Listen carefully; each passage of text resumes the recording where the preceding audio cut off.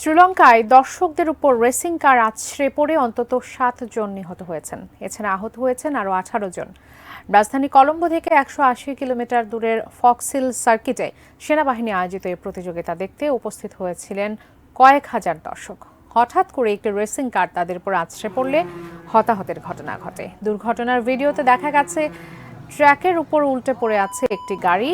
Track martial হলুদ পতাকা উড়িয়ে অন্যান্য গাড়ি চালকদের ধীর গতিতে যাওয়ার জন্য সতর্ক করছিলেন। ঠিক তখনই লাল রঙের একটি গাড়ি দর্শকদের উপর আছড়ে পড়ে।